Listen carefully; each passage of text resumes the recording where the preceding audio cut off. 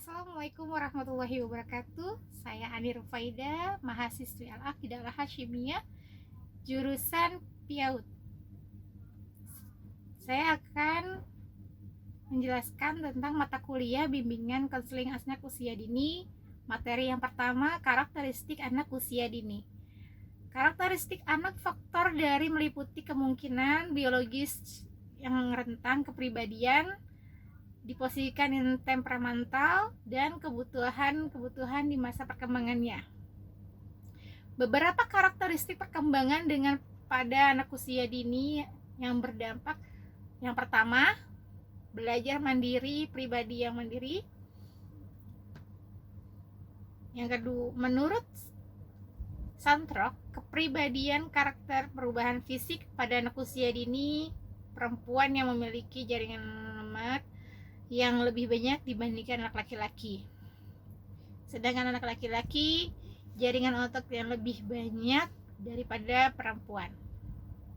Menurut Nelson, perkembangan fisik yang penting ialah perkembangan otak dan berbagai bagian lainnya dari sistem saraf secara terus-menerus.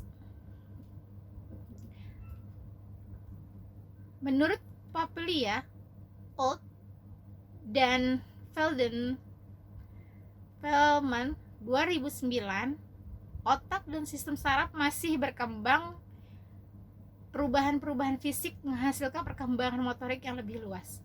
Yang kedua, perkembangan profesional pada anak usia dini. Menurut Fidget, anak usia dini mulai melalui kata-kata, bayangan, gambar, dan pemikiran simbolik. Menurut Santrok, penalaran mental muncul dan anak-anak mulai bernalar serta mengajukan pertanyaan kepada orang dewasa.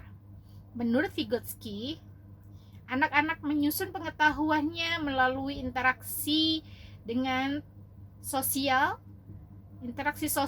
dengan menggunakan bahasa, tidak hanya berkomunikasi namun juga untuk merencanakan, mengarahkan, dan memonitor tingkah lakunya sendiri serta memecahkan masalahnya sendiri. Ada beberapa perkembangan pada anak usia dini. Yang pertama, perkembangan bahasa anak usia dini yang muncul hingga anak mampu berpikir secara simbolik. Yang kedua, perkembangan emosional anak usia dini dengan ciri-cirinya ekspresi dari reaksi fisiologis. Yang kedua, emosi yang stabil bersifat sementara. Yang keempat, emosi yang terlihat yaitu gembira, senang, marah, atau rasa malu. Yang ketiga, perkembangan sosial anak usia dini yaitu yang berkaitan dengan aturan tentang apa yang seharusnya dilakukannya yang interaksi dengan orang lain. Perkembangan moral anak usia dini. Menurut Santrok, perkembangan moral melibatkan perkembangan pemikiran, perasaan, perilaku, mengenal aturan, serta kesepakatan tentang apa yang harus dilakukan interaksi dengan orang lain. Materi yang kedua, konsep bimbingan dan konseling. Yang pertama, pengertian. Pengertian konseling itu mengandung istilah yang awal perkembangannya dapat dikatakan lebih dikenal keberadaannya. Konseling dimaknai sebagai suatu proses untuk membantu dan memahami individu melalui keterampilan dan komunikasi. Bimbingan konseling didefinisikan sebagai suatu proses pemberian bantuan kepada individu dalam hal pengambilan keputusan dan perubahan perilaku untuk mengembangkan keterampilan khusus dan memberikan peluang untuk belajar produktif. Semua siswa diharapkan dapat meningkatkan potensi perkembangan. Bimbingan dan konseling itu upaya pemberian bantuan kepada peserta didik dan menciptakan lingkungan perkembangannya untuk kondusif, yang dilakukan dengan secara sistematis dan berkesinambungan. Peserta didik dapat memahami dirinya sehingga sanggup mengarahkan diri dan dapat bertindak secara wajar sesuai dengan tuntutan tugas perkembangan. Tujuan dan fungsi bimbingan dan konseling itu tujuannya: satu, kebahagiaan hidup pribadi sebagai makhluk Tuhan.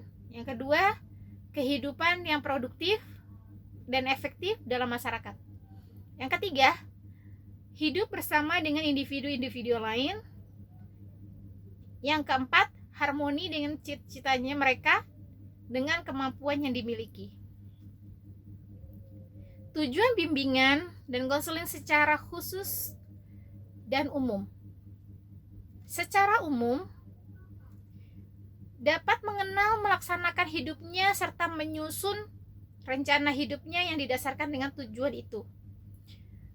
Yang kedua, mengenal, memahami kebutuhan secara realistis.